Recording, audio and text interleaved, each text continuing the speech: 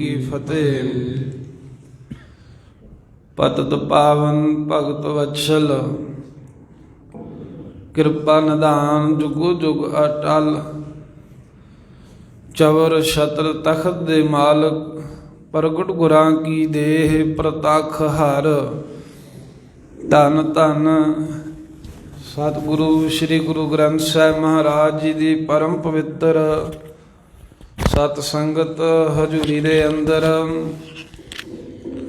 ਨਾਵੇਂ ਪਾਤਸ਼ਾਹ ਸਾਹਿਬ ਸ੍ਰੀ ਗੁਰੂ ਤੇਗ ਬਹਾਦਰ ਸਾਹਿਬ ਮਹਾਰਾਜ ਜੀ ਦੇ ਮਹਾਨ ਪਾਵਨ ਪਵਿੱਤਰ ਤਪ ਅਸਥਾਨ ਗੁਰਦੁਆਰਾ ਸ੍ਰੀ ਭੋਰਾ ਸਾਹਿਬ ਜੀ ਵਿਖੇ ਅੰਮ੍ਰਿਤ ਵੇਲੇ ਦੇ ਸਮੇਂ ਤੋਂ ਸਜੇ ਹੋਏ ਦੀਵਾਨਾਂ 'ਚ ਹਾਜ਼ਰੀਆਂ ਭਰ ਰਹੇ, ਦਰਸ਼ਨ ਦੀਦਾਰੇ ਕਰ ਰਹੇ ਗੁਰੂ ਪਿਆਰੀ ਖਾਲਸਾ ਸਾਧ ਸੰਗਤ ਜੀ, ਸਤਿਗੁਰੂ ਸਾਹਿਬ ਜੀ ਨੇ ਅਪਾਰ ਬਖਸ਼ਿਸ਼ ਕਿਰਪਾਲਤਾ ਕੀਤੀ ਹੈ ਜੋ ਇਸ ਪ੍ਰਾਪਤ ਹੋਏ ਮਨੁੱਖਾ ਜਨਮ ਨੂੰ ਸਫਲ ਬਣਾਉਣ ਦੇ ਲਈ ਸਾਨੂੰ ਆਪਣੀ ਸਤ ਸੰਗਤ ਪ੍ਰਾਪਤ ਕਰਾਈ ਹੈ। ਕਿਉਂਕਿ ਗੁਰੂ ਸਾਹਿਬ ਨੇ ਆਪ ਹੀ ਐਸੇ ਬਚਨਾਂ ਨਾਲ ਪ੍ਰੇਰਣਾ ਕੀਤੀ ਹੈ ਵੀ ਗੁਰਸਿੱਖਾ ਭਈ ਪ੍ਰਾਪਤ ਮਾਨੁਖ ਦੇ ਹੁਰੀਆ, ਗੋਬਿੰਦ ਮਿਲਣ ਕੀ ਇਹ ਤੇਰੀ ਬਰੀਆ। ਅਵਰ ਕਾਜ ਤੇਰਾ ਕਿਤੈ ਨ ਕਾਮ, ਮਿਲ ਸਾਧ ਸੰਗਤ ਭਜ ਕੇਵਲ ਨਾਮ। ਐਸੇ ਅਨੇਕਾਂ ਹੀ ਹੋਰ ਉਪਦੇਸ਼ ਦੇ ਕੇ ਸਤਿਗੁਰਾਂ ਦੀ ਪ੍ਰੇਰਣਾ ਦਾ ਸਦਕਾ ਆਪਾਂ ਨੂੰ ਸਤ ਸੰਗਤ ਦੀਆਂ ਘੜੀਆਂ ਪ੍ਰਾਪਤ ਹੋਈਆਂ ਨੇ। ਮਹਾਰਾਜ ਨੇ ਆਪ ਕਿਰਪਾ ਕਰਕੇ ਸੰਗਤ ਵਿੱਚ ਸਾਨੂੰ ਲਿਆ ਕੇ ਬਿਠਾ ਲਿਆ ਹੈ। ਜਿਵੇਂ ਸੁੱਤੇ ਹੋਏ ਬੱਚੇ ਨੂੰ ਮਾਂ ਬਾਹੋਂ ਚੁੱਕ ਕੇ ਠਾ ਕਰਕੇ ਆਪਣੀ ਗੋਦ ਵਿੱਚ ਬਿਠਾ ਕੇ ਛੋਟੇ ਬੱਚੇ ਨੂੰ ਪਦਾਰਥ ਖਵਾਉਂਦੀ ਹੈ, ਇਸੇ ਤਰ੍ਹਾਂ ਸਾਨੂੰ ਅਵਿਦਿਆ ਦੀ ਮੋਹ ਮਾਇਆ ਦੀ ਨੀਂਦ ਵਿੱਚ ਸੁੱਤਿਆਂ ਹੋਇਆਂ ਨੂੰ ਆਪ ਕਿਰਪਾ ਰੂਪੀ ਬਾਂਹ ਦੇ ਨਾਲ ਖਿੱਚ ਕੇ ਉਠਾ ਕੇ ਤੇ ਮਹਾਰਾਜ ਸਾਹਿਬ ਜੀ ਨੇ ਆਪਣੀ ਸੰਗਤ ਰੂਪੀ ਗੋਦ ਦਾ ਨਿੱਘ ਮਾਣਨ ਦੇ ਵਾਸਤੇ ਸਮਾਂ ਬਖਸ਼ਿਆ। ਤੇ ਇੱਥੇ ਪਦਾਰਥ ਕਿਹੜੇ ਖਾਣੇ ਹਨ? ਇੱਥੇ ਸਤਿਗੁਰੂ ਸਾਹਿਬ ਜੀ ਕਿਰਪਾ ਕਰਕੇ ਜੋ ਸਾਨੂੰ ਨਾਮ, ਦਾਨ, ਇਸ਼ਨਾਨ ਦੀਆਂ ਦਾਤਾਂ ਬਖਸ਼ ਰਹੇ ਨੇ, ਬਾਣੀ ਪੜ੍ਹਨ ਪੜ੍ਹਾਉਣ ਦਾ ਉਪਦੇਸ਼ ਬਖਸ਼ ਰਹੇ ਹਨ। ਇੱਥੇ ਸਤਿਗੁਰੂ ਮਹਾਰਾਜ ਸਾਹਿਬ ਜੀ ਕਹਿੰਦੇ ਨੇ ਵੀ ਇਹ ਜਿਹੜੇ ਪਦਾਰਥ ਹਨ ਜੋ ਜੇ ਕੋ ਖਾਵੈ ਜੇ ਕੋ ਪੁੰਚੈ ਤਿਸਕਾ ਹੋਏ ਉਧਾਰੋ, ਉਹਨਾਂ ਦਾ ਉਧਾਰ ਹੁੰਦਾ ਹੈ। ਸੋ ਆਓ ਸਤਿਗੁਰੂ ਸਾਹਿਬ ਜੀ ਦੀ ਕਿਰਪਾ ਦਾ ਸਦਕਾ ਚੱਲ ਰਹੀ ਲੜੀਵਾਰ ਗੁਰਬਾਣੀ ਜਿਹਦੇ ਵਿੱਚ ਸਾਹਿਬ ਸਾਨੂੰ ਪਵਿੱਤਰ ਉਪਦੇਸ਼ ਬਖਸ਼ਿਸ਼ ਕਰ ਰਹੇ ਹਨ, ਸਰਵਣ ਕਰਨ ਦੇ ਵਾਸਤੇ ਇਕਾਗਰਤਾ ਬਖਸ਼ੀਏ। ਸਾਰੀ ਸੰਗਤ ਆਖੋ ਸਤਿਨਾਮ ਸ੍ਰੀ ਵਾਹਿਗੁਰੂ ਸਾਹਿਬ ਜੀ। ਸਤਿਨਾਮ ਸ੍ਰੀ ਵਾਹਿਗੁਰੂ ਸਾਹਿਬ ਜੀ। ਮਾਝ ਮਹੱਲਾ ਪੰਜਵਾ। ਅਨਹਦ ਵਾਜੈ ਸਹਿਜ ਸੁਹੇਲਾ।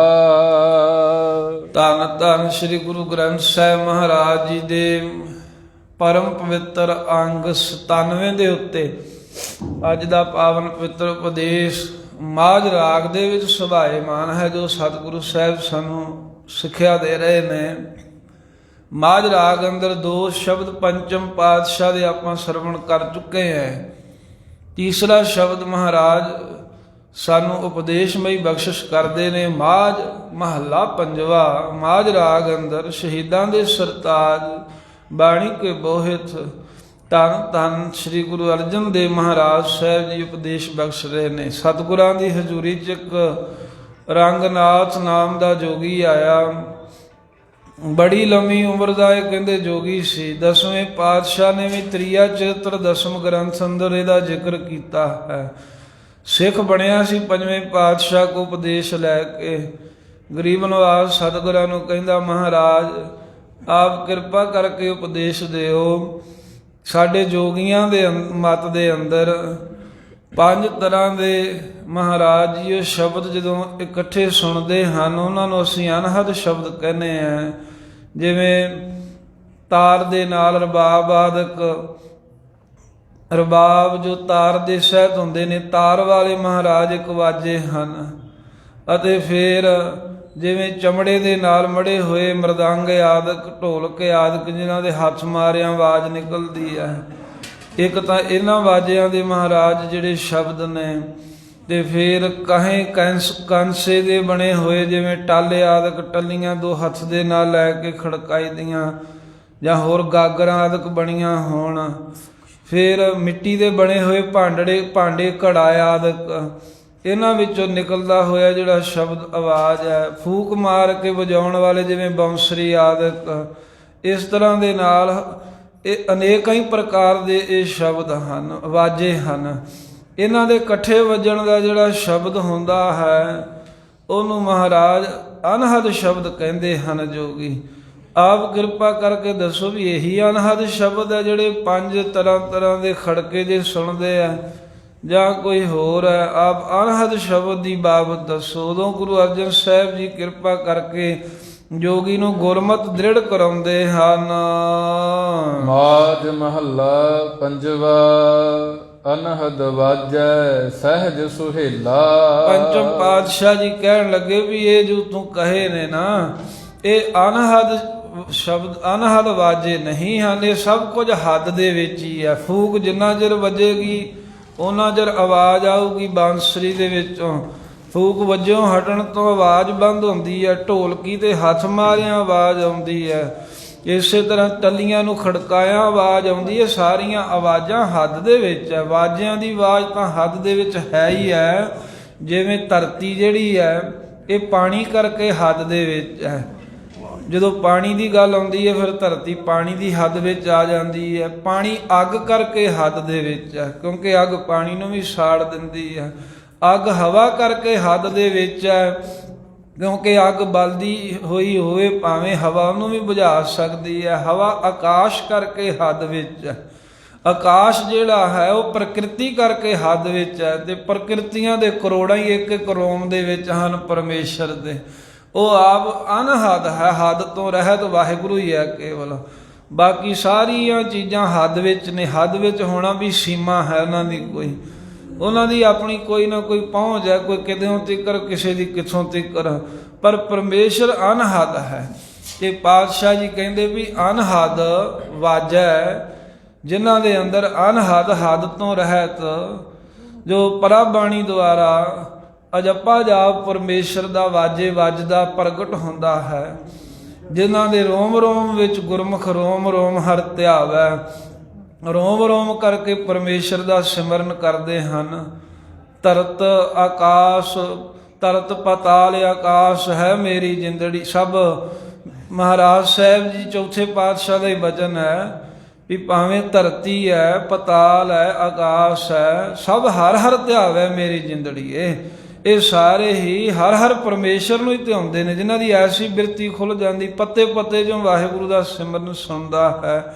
ਰੋਮ ਰੋਮ ਦੇ ਵਿੱਚੋਂ ਵਾਹਿਗੁਰੂ ਦੇ ਸ਼ਬਦ ਦੇ ਆਵਾਜ਼ੇ ਝੁਣਕਾਰੇ ਆਉਣ ਲੱਗ ਪੈਂਦੇ ਹਨ। ਜਿਵੇਂ ਬਿਜਲੀ ਲਿਸ਼ਕਦੀ ਹੈ ਆਕਾਸ਼ ਦੇ ਵਿੱਚ, ਇਵੇਂ ਉਹਨਾਂ ਦੇ ਅੰਦਰ ਅਨਹਦ ਇੱਕ ਰਸ ਪਰਮੇਸ਼ਰ ਦੇ ਨਾਮ ਦਾ ਲਿਸ਼ਕਾਰਾ ਵੱਜਦਾ ਹੈ।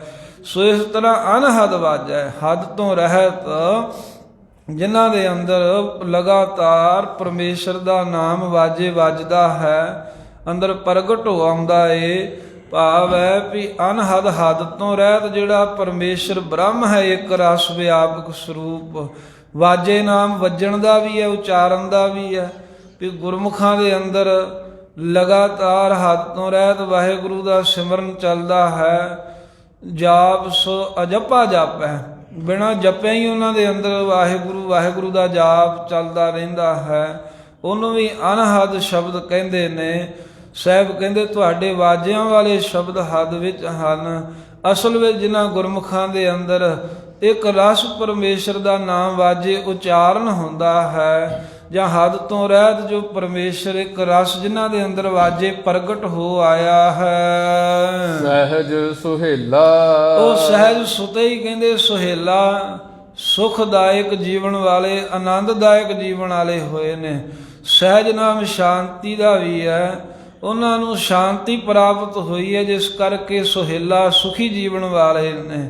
ਸਹਿਜ ਗਿਆਨ ਦੁਆਰਾ ਉਹ ਸਦਾ ਸੁਹੇਲੇ ਰਹਿੰਦੇ ਹਨ। ਸੁਹੇਲਾ ਵੀ ਸਦਾ ਆਨੰਦ ਦੇ ਵਿੱਚ ਰਹਿੰਦੇ ਨੇ, ਜਿਨ੍ਹਾਂ ਦੇ ਅੰਦਰ ਇੱਕ ਰਸ ਪਰਮੇਸ਼ਰ ਦਾ ਸਿਮਰਨ ਚੱਲਦਾ ਹੈ। ਇਹ ਸ਼ਬਦ ਮਹਾਰਾਜ ਦਾ ਐਸਾ ਹੈ ਪੰਜਵੇਂ ਗੁਰਾਂ ਦਾ ਵੀ ਇਹ ਅਨਪੁਰਖ ਦੀ ਵੀ ਗੱਲ ਦੱਸਦੇ ਨੇ, ਤੇ ਇਹ ਸਤਿਗੁਰੂ ਦਾ ਸ਼ਬਦ ਪੜ੍ਹਿਆ ਇਉਂ ਵੀ ਲੱਗਦਾ ਵੀ ਮਹਾਰਾਜ ਆਪਣੀ ਅਵਸਥਾ ਦੱਸ ਕੇ, ਆਪਣੇ ਤੇ ਸ਼ਬਦ ਟੁਕਾ ਕੇ ਤੇ ਸਾਨੂੰ ਉਪਦੇਸ਼ ਦੇ ਰਹੇ ਨੇ ਵੀ ਇਹ ਜੋਗੀ ਸਾਡੇ ਅੰਦਰ ਤਾਂ ਹੁਣ ਗੁਰੂ ਨਾਨਕ ਸਾਹਿਬ ਦੀ ਕਿਰਪਾ ਨਾਲ ਹੱਦ ਤੋਂ ਰਹਿ ਦੀ ਕਹਿੰਦੇ ਸ਼ਬਦ ਵੱਜ ਆਇਆ ਹੈ, ਵਾਹਿਗੁਰੂ ਦਾ ਨਾਮ ਰੂਪੀ ਸ਼ਬਦ, ਜਿਸ ਕਰਕੇ ਸਹਿਜੇ ਹੀ ਅਸੀਂ ਸੁਹੇਲਾ ਸੁਖੀ ਹੋ ਗਏ ਹਾਂ, ਆਨੰਦਿਤ ਹੋ ਗਏ ਹਾਂ। ਸ਼ਬਦ ਆਨੰਦ ਕਰੇ ਸਦ ਕੇਲਾ। ਮਹਾਰਾਜ ਅਨਹਦ ਸਿਮਰਨ ਜਾਪ ਕਿਵੇਂ ਚੱਲਦਾ, ਜਿਹੜਾ ਤੁਸੀਂ ਕਹਿੰਦੇ ਵੀ ਹੱਦ ਤੋਂ ਰਹਿ ਦੀ ਸਿਮਰਨ ਚੱਲ ਪੈਂਦਾ ਹੈ। ਪਾਤਸ਼ਾਹ ਕਹਿੰਦੇ ਗੁਰੂ ਦੇ ਸ਼ਬਦ ਦੁਆਰਾ। ਸ਼ਬਦ ਦੱਦੇ ਨੂੰ ਸਿਆਰੀ, ਜਿਸ ਤੋਂ ਭਾਵ ਹੈ ਸ਼ਬਦ ਕਰਕੇ, ਜਿਨ੍ਹਾਂ ਨੂੰ ਗੁਰਬਾਣੀ ਦਾ ਅਭਿਆਸ ਹੋਣੇ ਕਰਕੇ ਜਿਹੜੇ ਵੱਧ ਤੋਂ ਵੱਧ ਸਿਮਰਨ ਕਰਦੇ ਨੇ, ਗੁਰਬਾਣੀ ਨੂੰ ਚੇਤੇ ਕਰਦੇ ਹਨ। ਮਹਾਰਾਜ ਨੇ ਇੱਥੇ ਆਹ ਲਿਖਿਆ ਹੈ, ਅਸੀਂ ਆਹ ਕੰਮ ਕਰ ਰਹੇ ਹਾਂ, ਇਸ ਚੀਜ਼ ਦਾ ਜਿਹੜੇ ਚੇਤਾ ਰੱਖਦੇ ਨੇ, ਇਹ ਸ਼ਬਦ ਦੀ ਕਮਾਈ ਕਰ ਕਰਕੇ ਸ਼ਬਦ ਦੁਆਰਾ ਉਹਨਾਂ ਨੂੰ ਆਨੰਦ ਦਾ ਅਨੁਭਵ ਹੋ ਗਿਆ। ਆਨੰਦ ਕਰੇ, ਉਹ ਆਨੰਦ ਨੂੰ ਅਨੁਭਵ ਕਰਦੇ ਨੇ, ਭਾਵ ਕਿ ਗੁਰਬਾਣੀ ਵਿੱਚੋਂ ਹੀ ਆਨੰਦ ਮਿਲਦਾ ਹੈ। ਗੁਰੂ ਦੇ ਸ਼ਬਦ ਦੁਆਰਾ ਉਹ ਆਨੰਦ ਨੂੰ ਜਦੋਂ ਅਨੁਭਵ ਕਰਦੇ ਨੇ, ਆਨੰਦ ਅਨੁਭਵ ਹੋਣੇ ਕਰਕੇ ਉਹ ਕੀ ਕਰਦੇ ਆ, ਸਦ ਕੇਲਾ।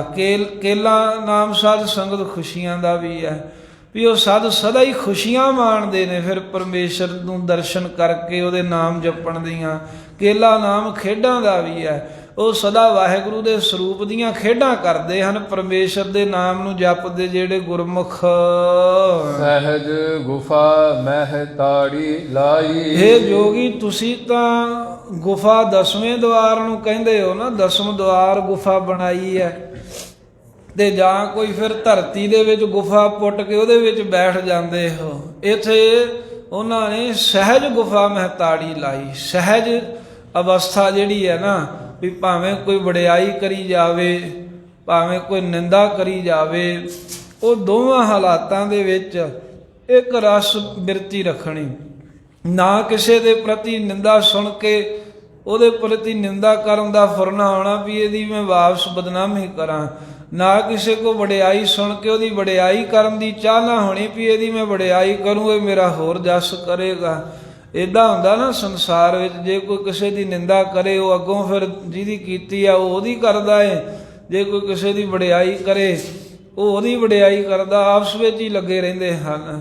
ਤੇ ਸਹਿਜ ਅਵਸਥਾ ਪ੍ਰਾਪਤ ਹੋ ਜਾਣੀ ਵੀ ਜਿੱਥੇ ਨਾ ਨਿੰਦਾ, ਨਾ ਵਡਿਆਈ, ਨਾ ਕਿਸੇ ਦਾ ਮਾੜਾ ਕਰਨ ਦਾ ਖਿਆਲ ਆਉਣਾ, ਨਾ ਕਿਸੇ ਕੋਲ ਆਪਣੀ ਪੂਜਾ ਕਰਾਉਣ ਦੀ ਚਾਹਨਾ ਹੋਣੀ, ਨਾ ਕਿਸੇ ਹੋਰ ਅਨਪੁਰਖ ਦੀ ਕਰਨੀ ਪਰਮੇਸ਼ਰ ਤੋਂ ਬਗੈਰ। ਐਸੀ ਸਹਿਜ ਅਵਸਥਾ ਜੇ ਟਿਕੇ ਆ ਨਾ, ਜੋ ਇਹ ਸਹਿਜ ਅਵਸਥਾ ਵਿੱਚ ਟਿਕਣ ਰੂਪੀ ਗੁਫਾ ਦੇ ਵਿੱਚ ਤਾੜੀ ਨਾਮ ਹੈ ਸਮਾਧੀ ਦਾ। ਇੱਕ ਰਸ ਸਮਾਧੀ ਲੱਗੀ ਹੋਈ ਹੈ, ਸਾਡੀ ਤਾਂ ਸਹਿਜ ਸਮਾਧ ਲੱਗੀ ਹੈ, ਜਾਂ ਸਹਿਜ ਨਾਮ ਗਿਆਨ ਦਾ ਹੈ। ਸਹਿਜ ਗੁਫਾ ਕਿਹੜੀ ਹੈ? ਗਿਆਨ ਰੂਪੀ ਗੁਫਾ। ਜੋ ਸਹਿਜ ਗਿਆਨ ਤੋਂ ਭਾਵ ਸਹਿਜ ਸਰੂਪ ਜੋ ਵਾਹਿਗੁਰੂ ਹੈ, ਉਹ ਵਾਹਿਗੁਰੂ ਰੂਪੀ ਗੁਫਾ ਦੇ ਵਿੱਚ ਹੀ ਟਿਕ ਕੇ, ਜਿਵੇਂ ਗੁਫਾ ਦੇ ਵਿੱਚ ਬੈਠੀਦਾ ਹੈ ਨਾ ਪਹਿਲਾਂ, ਤੇ ਫਿਰ ਸਮਾਧੀ ਲਾਈ ਦੀ ਹੈ। ਕਹਿੰਦੇ ਅਸੀਂ ਜਿਹੜਾ ਵਾਹਿਗੁਰੂ ਦੇ ਸਰੂਪ ਦੇ ਵਿੱਚ ਬਿਰਤੀ ਕਰਕੇ ਟਿਕ ਗਏ ਆ, ਇਹ ਮਾਨੋ ਵੀ ਗੁਫਾ ਜੀ ਬੈਠੇ ਹੋਏ ਆ। ਤੇ ਜਿਹੜੀ ਸਾਡੀ ਬਿਰਤੀ ਹਰ ਵੇਲੇ ਵਾਹਿਗੁਰੂ ਦੇ ਚਰਨਾਂ ਨਾਲ ਜੁੜੀ ਰਹਿੰਦੀ ਆ, ਸਿਮਰਨ ਕਰਦੇ ਆ, ਬਿਨਾਂ ਬੋਲੇ ਹੀ ਅੰਦਰੋਂ ਜਾਪ ਚੱਲ ਰਿਹਾ, ਇਹ ਸ਼ਾਂਤੀ ਰੂਪੀ ਇਕਾਗਰਤਾ ਰੂਪੀ ਸਮਾਧੀ ਲਾਈ ਹੋਈ ਹੈ। ਆਸਣ ਊਚ ਸਵਾਰਿਆ ਜੀਓ। ਫਿਰ ਜੋਗੀ ਆਸਣ ਲਾਉਂਦੇ ਆ। ਯੋਗ ਦਾ ਤੀਸਰਾ ਅੰਗ ਹੈ ਆਸਣ ਲਾਉਣਾ। ਜਿਹਨੇ ਯੋਗ ਸਿੱਖਣਾ ਹੋਵੇ ਉਹਨੂੰ ਆਸਣ ਲਾਉਣੇ ਵੀ ਆਉਣੇ ਚਾਹੀਦੇ ਨੇ। 84 ਤਰ੍ਹਾਂ ਦੇ ਆਸਣ ਨੇ ਜੋਗੀਆਂ ਦੇ, ਹੈ ਬੜੇ ਔਖੇ ਔਖੇ, ਸਰੀਰ ਨੂੰ ਬੜੀ ਤੰਗੀ ਆਉਂਦੀ ਹੈ ਬੈਠਣਾ ਹੋਵੇ। ਇੱਕ ਜਿਹੜਾ ਗੋਡਾ ਹੈ ਉਹਦੇ ਉੱਪਰ ਦੂਸਰੇ ਪਾਸੇ ਵਾਲੀ ਅੱਡੀ ਰੱਖ ਲੈਣੀ, ਉਸ ਗੋਡੇ ਦੇ ਦੂਸਰੇ ਪਾਸੇ ਵਾਲੀ ਅੱਡੀ ਰੱਖ ਲੈਣੀ। ਇਹ ਤਿਆਗਕ 84 ਇੱਦਾਂ ਦੇ ਆਸਣ ਨੇ। ਤੇ ਮਹਾਰਾਜ ਸਾਹਿਬ ਕਹਿੰਦੇ ਆਸਣ ਭਾਈ ਗੁਰਮੁਖਾਂ ਵੀ ਲਾਇਆ, ਅਸੀਂ ਵੀ ਲਾਇਆ ਹੈ। ਕਿਹੜਾ ਆਸਣ ਲਾਇਆ? ਆਸਣ ਊਚ ਸਵਾਰਿਆ ਜੀਓ। ਜਿਹੜਾ ਰਜੋ ਤਮੋ ਸਤੋ ਇਹ ਤਿੰਨ ਗੁਣ ਹਨ, ਇਹਨਾਂ ਤਿੰਨਾਂ ਗੁਣਾਂ ਤੋਂ ਜਿਹੜਾ ਅਸੀਂ ਆਪਣੀ ਬਿਰਤੀ ਨੂੰ ਉੱਪਰ ਕਰਕੇ ਤੁਰਿਆ ਅਵਸਥਾ ਵਿੱਚ ਲੈ ਗਏ ਹਾਂ। ਭਾਵ ਸੰਸਾਰ ਦੀ ਹਰ ਤਰ੍ਹਾਂ ਦੀ ਜੀ ਮਾਇਆ ਹੈ, ਇਸ ਮਾਇਆ ਦੇ ਪ੍ਰਭਾਵ ਤੋਂ ਜਿਹੜਾ ਬਿਰਤੀ ਉੱਚੀ ਖੜੀ ਹੈ। ਜੋਗੀ ਸਮਾਧੀ ਲਾਉਂਦੇ ਨੇ, ਉਹਨਾਂ ਨੂੰ ਇੱਛਾ ਹੁੰਦੀ ਹੈ ਵੀ ਸਾਨੂੰ ਸਿੱਧੀਆਂ ਪ੍ਰਾਪਤ ਹੋਣ, ਸਾਡੇ 'ਚ ਕੋਈ ਸ਼ਕਤੀ ਆ ਜਾਵੇ ਤੇ ਫਿਰ ਲੋਕਾਂ ਨੂੰ ਵਿਖਾਈਏ ਵੀ ਅਸੀਂ ਕਮਾਈ ਕੀਤੀ ਹੈ। ਮਹਾਰਾਜ ਕਹਿੰਦੇ ਅਸੀਂ ਤਾਂ ਆਪਣਾ ਆਸਣ ਇਹਨਾਂ ਚੀਜ਼ਾਂ ਤੋਂ ਉੱਚਾ ਹੀ ਸਵਾਰ ਲਿਆ ਹੈ, ਸਾਨੂੰ ਕੋਈ ਇਹ ਰਿੱਧੀਆਂ ਸਿੱਧੀਆਂ ਦੀ ਖਾਹਸ਼ ਨਹੀਂ ਹੈ। ਜੋ ਉੱਚਾ ਸਭ ਤੋਂ ਹੈ ਨਾ, ਉਰਦ ਰੂਪ ਸਭ ਤੋਂ ਉੱਚਾ ਪਰਮੇਸ਼ਰ ਹੈ। ਉਸ ਪਰਮੇਸ਼ਰ ਦੇ ਵਿੱਚ ਜਿਹੜਾ ਆਪਣੇ ਆਪ ਨੂੰ ਟਿਕਾਇਆ ਹੈ, ਇਹੀ ਅਸੀਂ ਉੱਚਾ ਆਸਣ ਸਵਾਰਿਆ ਹੈ। ਇੱਕ ਜੋਗ ਸਾਧ ਸੰਗਤ ਹੱਠ ਜੋਗ ਹੈ ਜੋਗੀਆਂ ਦਾ, ਉਹਦੇ ਬਰਾਬਰ ਮਹਾਰਾਜ ਸਾਹਿਬ ਜੀ ਇੱਥੇ ਭਗਤ ਜੋਗ ਬਖਸ਼ ਰਹੇ ਨੇ ਸਾਨੂੰ। ਜਿਵੇਂ ਜੋਗੀ ਗੁਫਾ 'ਚ ਜਾ ਕੇ ਸਮਾਧੀਆਂ ਲਾਉਂਦੇ ਨੇ, ਮਹਾਰਾਜ ਸਾਨੂੰ ਇਸ਼ਾਰਾ ਕਰ ਰਹੇ ਨੇ ਸਹਿਜ ਸਰੂਪ ਵਿੱਚ ਬਿਰਤੀ ਰੋਕ ਕੇ ਉਹਦਾ ਨਾਮ ਜਪਣਾ, ਧਿਆਨ ਉਹ 'ਚ ਲਾਉਣ ਰੂਪੀ ਸਮਾਧੀ ਲਾਉਣੀ ਹੈ। ਤੇ ਜਿਹੜਾ ਦੁਨੀਆ ਦੀਆਂ ਖਾਸ਼ਾਂ ਰਿੱਧੀਆਂ ਸਿੱਧੀਆਂ ਸ਼ਕਤੀਆਂ ਦੀਆਂ ਖਾਸ਼ਾਂ ਤੋਂ ਉੱਪਰ ਬਿਰਤੀ ਉੱਠ ਜਾਣੀ ਹੈ। ਇਹੀ ਕਹਿੰਦੇ ਉੱਚਾ ਆਸਣ ਗੁਰਸਿੱਖ ਨੂੰ ਸਵਾਰਨਾ ਚਾਹੀਦਾ ਹੈ। ਅਸੀਂ ਸੰਸਾਰ ਤੋਂ ਉੱਪਰ ਉੱਠ ਚੁੱਕੇ ਹਾਂ, ਜੋ ਬਿਰਤੀ ਕਰਕੇ ਸੰਸਾਰ ਦੇ ਮਾਇਆ ਦੇ ਪ੍ਰਭਾਵ ਤੋਂ ਇਹ ਉੱਚਾ ਆਸਣ ਸਵਾਰਿਆ ਹੋਇਆ ਤੁਰਿਆ ਅਵਸਥਾ ਵਿੱਚ। ਫਿਰ ਘੇਰ ਆਪਣੇ ਗ੍ਰਹਿ ਮਹਿ ਆਇਆ। ਤੇ ਜਿਹੜਾ ਜੋਗੀ ਹੈ ਉਹ ਮਨ ਨੂੰ ਰੋਕਣ ਦੇ ਲਈ ਸਾਧ ਸੰਗਤ ਹੱਠ ਕਰਦਾ ਹੈ। ਮਨ ਮੈਂ ਹੱਠ ਦੇ ਨਾਲ ਕਹਿੰਦੇ ਰੋਕ ਲਵਾਂ। ਉਹ ਕਦੀ ਮੱਥੇ ਦੇ ਵਿਚਕਾਰ ਜੇ ਧਿਆਨ ਲਾਉਂਦਾ ਏ, ਕਦੀ ਉਹ ਨਾਭੀ 'ਚ ਧਿਆਨ ਲਾਉਂਦਾ ਹੈ। ਸੋ ਇਸ ਤਰ੍ਹਾਂ ਹੱਠ ਕਰਦੇ ਨੇ, ਪਰ ਸਾਹਿਬ ਕਹਿੰਦੇ ਵੀ ਇੱਦਾਂ ਹੱਠ ਨਹੀਂ ਕਰਨ ਦੀ ਲੋੜ ਪਈ। ਜਦੋਂ ਬਿਰਤੀ ਉੱਚੀ ਚੁੱਕ ਲਈ ਨਾ, ਜਿਹੜਾ ਫਿਰਦਾ ਰਹਿੰਦਾ ਸੀ ਮਨ ਹਰ ਵੇਲੇ, ਕਦੀ ਕਿਸੇ ਸੰਕਲਪ 'ਚ ਚਲਾ ਗਿਆ, ਕਦੀ ਕਿਸੇ ਵਿਕਲਪ 'ਚ ਚਲਾ ਗਿਆ, ਕਦੀ ਕਿਸੇ ਪਦਾਰਥ ਦੀ ਖਾਸ਼ ਵੱਲ ਭੱਜ ਗਿਆ, ਕਦੀ ਕੋਈ ਇਹਦੇ ਮਨ ਵਿੱਚ ਚਾਉ ਆ ਗਿਆ। ਕਹਿੰਦੇ ਵੀ ਇਹ ਜਿਹੜਾ ਹਰ ਸਮੇਂ ਫਿਰਦਾ ਸੀ, ਇਹ ਘੇਰ ਮੁੜ ਕਰਕੇ ਹੁਣ ਆਪਣੇ ਗ੍ਰਹਿ ਮਹਿ ਆਇਆ। ਇਹ ਫਿਰ ਕਰਕੇ ਵਾਪਸ ਹੁਣ ਆਪਣੇ ਘਰ ਵਿੱਚ ਆ ਗਿਆ। ਆਪਣਾ ਘਰ ਭਾਵ ਕਿ ਸਰੀਰ ਵਿੱਚ ਟਿਕ ਗਿਆ। ਹੁਣ ਪਹਿਲਾਂ ਤਾਂ ਸਰੀਰ ਤੋਂ ਬਾਹਰ ਰਹਿੰਦਾ ਸੀ, ਹੁਣ ਇਹ ਅੰਦਰ ਟਿਕਿਆ ਰਹਿੰਦਾ ਹੈ। ਗੁਰੂ ਸਾਹਿਬ ਜੀ ਦੀ ਕਿਰਪਾ ਦੇ ਨਾਲ ਜਦੋਂ ਬਿਰਤੀ ਉੱਚੀ ਠਹਿਰੀ ਪਰਮੇਸ਼ਰ ਵਿੱਚ, ਮਨ ਫਿਰ ਘੇਰ ਤੋਂ ਭਾਵ ਆ ਵੀ ਜਦ ਕਦ ਵੀ ਪਹਿਲਾਂ ਘੁੰਮਦਾ ਰਿਹਾ, ਇੱਧਰ ਉੱਧਰ ਭਟਕਦਾ ਰਿਹਾ, ਫਿਰ ਘਰ ਕੇ ਸਭ ਧੱਕੇ ਖਾ ਖੂ ਕੇ ਜਦੋਂ ਵੇਖਿਆ ਵੀ ਨਾ ਵਿਸ਼ਿਆਂ 'ਚ ਸੁੱਖ ਹੈ, ਨਾ ਪਦਾਰਥਾਂ 'ਚ ਸੁੱਖ ਹੈ, ਦੁਨੀਆ ਦੀ ਕਿਸੇ ਵਸਤੂ 'ਚ ਸੁੱਖ ਹੀ ਨਹੀਂ ਹੈ। ਕਹਿੰਦੇ ਫਿਰ ਧੱਕੇ ਖਾ ਖੂ ਕੇ ਮਹਾਰਾਜ ਸਾਹਿਬ ਦੀ ਕਿਰਪਾ ਨਾਲ ਆਪਣੇ ਗ੍ਰਹਿ ਮਹਿ ਆਇਆ, ਆਪਣੇ ਸਰੀਰ ਰੂਪੀ ਘਰ ਵਿੱਚ, ਅੰਤਹਿਕਰਨ ਰੂਪੀ ਘਰ ਵਿੱਚ ਆ ਕੇ ਟਿਕ ਗਿਆ ਹੈ। ਭਾਵ ਇਹੀ ਹੈ ਵੀ ਬਿਰਤੀ ਤਿੰਨਾਂ ਗੁਣਾਂ ਤੋਂ ਉੱਪਰ ਖੜਨ ਦੇ ਨਾਲ ਮਨ ਆਪਣੇ ਆਪ ਹੀ ਟਿਕਾਓ ਵਿੱਚ ਆ ਜਾਂਦਾ ਹੈ। ਜੋ ਲੋੜੀਦਾ ਸੋਈ ਪਾਇਆ। ਜੋ ਲੋੜੀਦਾ ਕਹਿੰਦੇ ਜੋ ਚਾਹੁੰਦੇ ਸਨ ਮਨ ਕਰਕੇ, ਮਨ ਜੋ ਚਾਹੁੰਦਾ ਸੀ ਵੀ ਮੈਨੂੰ ਆਨੰਦ ਮਿਲੇ, ਅੱਖਾਂ ਰਾਹੀਂ ਬਾਹਰ ਜਾਣ ਦਾ, ਕੰਨਾਂ ਰਾਹੀਂ ਬਾਹਰ ਜਾਣਾ, ਜ਼ਬਾਨ ਰਾਹੀਂ, ਚਮੜੀ ਰਾਹੀਂ, ਵਾਰ-ਵਾਰ ਮੈਂ ਇੰਦਰੀਆਂ ਰਾਹੀਂ ਬਾਹਰ ਹੀ ਜਾਂਦਾ ਸੀ ਨਾ। ਮਨ ਚਾਹੁੰਦਾ ਸੀ ਵੀ ਮੈਨੂੰ ਆਨੰਦ ਮਿਲੇ, ਮੈਨੂੰ ਸੁੱਖ ਮਿਲੇ, ਤੇ ਸੁੱਖ ਮਿਲਦਾ ਕਿਤੇ ਉਹ ਨਹੀਂ ਸੀ, ਉਹ ਹੁੰਦਾ ਕੁਝ ਹੋਰ ਹੀ ਸੀ। ਜਿਵੇਂ ਉਹ ਕਿਸੇ ਨੇ ਪਾਨ ਜਿਹਾ ਚਬਾ ਕੇ ਥੁੱਕਿਆ, ਉਹ ਚਮਕ ਹੋਣ ਕਰਕੇ ਉਹ ਲੱਗਾ ਵੀ ਜਿਵੇਂ ਹੀਰਾ ਲਾਲ ਪਿਆ ਹੈ ਕੋਈ। ਉਹ ਭੱਜ ਕੇ ਕੋਈ ਗਿਆ, ਜਾ ਕੇ ਜਦੋਂ ਚੁੱਕਿਆ ਤੇ ਵੇਖਿਆ ਵੀ ਉਹ ਥੁੱਕ ਨੂੰ ਹੀ ਹੱਥ ਲਾ ਲਿਆ। ਉਹ ਕਹਿੰਦਾ ਉਹ ਮਨਾ ਆਹੀ ਕੁਝ ਖੱਟਿਆ, ਹੁਣ ਲੋਕਾਂ ਦੇ ਥੁੱਕਾਂ 'ਚ ਹੱਥ ਮਾਰੇਗਾ ਲਾਲਚ ਕਰਕੇ।